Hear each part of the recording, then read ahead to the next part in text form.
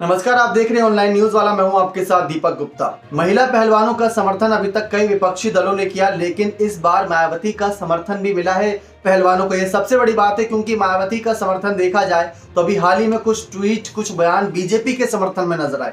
अब बीजेपी के सांसद ब्रजभूषण शरण सिंह और जिस तरीके से विपक्ष घेर रहा है ब्रजभूषण को, बीजेपी सांसद, बीजेपी चुप क्यों, सारी बातें यही रहती है घुमा फिरा कर।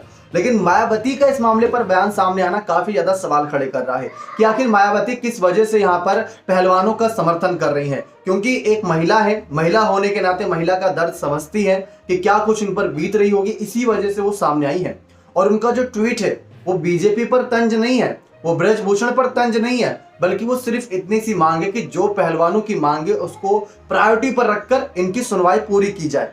अब गौर करिएगा, जो मायावती ने ट्वीट किया है उसमें बहुत डिफरेंस है राहुल गांधी, अखिलेश यादव और साथ ही साथ प्रियंका गांधी, मल्लिकार्जुन खड़गे जैसे बड़े नेताओं के बयान से। क्योंकि राहुल गांधी अहंकारी राजा, अखिलेश यादव कह रहे हैं कि बीजेपी बेटियों को रुला रही है। दूसरा प्रियंका गांधी कह रहे हैं कि पीएम मोदी डरे हुए हैं, वो इस मामले पर फैसला लेंगे तो ब्रजभूषण उनकी सरकार हिला देंगे। तो ये सारी बातें रखी गई अलग अलग नेताओं के द्वारा। लेकिन मायावती का जो ट्वीट इस मामले पर सामने आया वो थोड़ा अलग नजर आ रहा है। देखिए, आप ये ट्वीट देख सकते हैं, जो है आपको पढ़कर बता देते हैं दरअसल इसमें उन्होंने क्या कहा है। मायावती कह रही है कि विश्व कुश्ती में भारत का नाम रोशन करके गौरवपूर्ण स्थान पाने वाले भारतीय बेटियां कुश्ती फेडरेशन ऑफ इंडिया के प्रमुख पर यहाँ पर उन्होंने नाम का जिक्र नहीं किया। उन्होंने सिर्फ इतना किया कि भारतीय बेटियां कुश्ती फेडरेशन ऑफ इंडिया के प्रमुख पर शोषण के गंभीर आरोपों के विरुद्ध कार्रवाई की मांग को लेकर आंदोलन करने को मजबूर है। इन बेटियों को न्याय दिलाने के लिए केंद्र सरकार को जरूर आगे आना चाहिए। अब आपने देखा, उन्होंने सिर्फ यहाँ पर बिना ब्रजभूषण का नाम का जिक्र के, बिना बीजेपी के नाम का जिक्र के ट्वीट किया है कि जो अभी तक बेटियों की मांग है उसको प्रायोरिटी रखकर सुनवाई होनी चाहिए।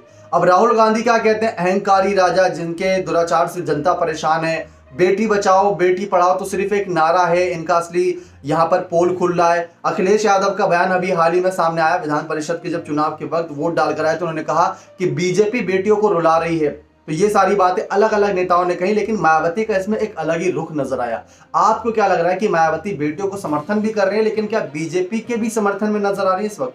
लेकिन खैर, यहाँ पर बात करें पहलवानों के दर्द की, तो 28 मई का दिन ऐतिहासिक बन चुका है। सड़कों पर जिस तरीके से पहलवानों के साथ हुआ, जो कुछ भी हुआ, हम ये नहीं कह रहे कि गलत हुआ सही हुआ, हम ये कह रहे हैं कि एक बेटियां हैं, वो देश की बेटियां हैं, उनके साथ ऐसा तो नहीं होना चाहिए था। शायद इसलिए इस दिन के लिए मेडल नहीं जीता था उन्होंने।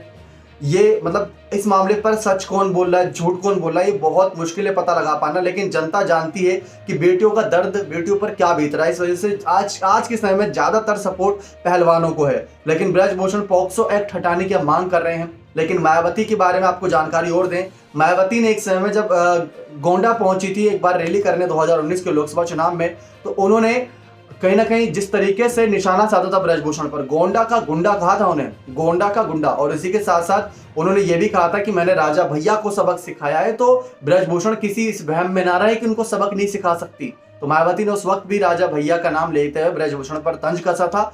आज राजा भैया और तमाम नेताओं का भले ही नाम ना लिया हो, लेकिन मायावती जानती हैं कि वो बेटियों के समर्थन में है। आपकी नजर में क्या मायावती हमेशा से ही, शुरुआत से ही यहाँ पर जिस तरीके से रणनीति करते हैं, क्या उनकी रणनीति बाकी नेताओं से अलग होती है? अपनी राय कमेंट सेक्शन में जोड़ दीजिएगा।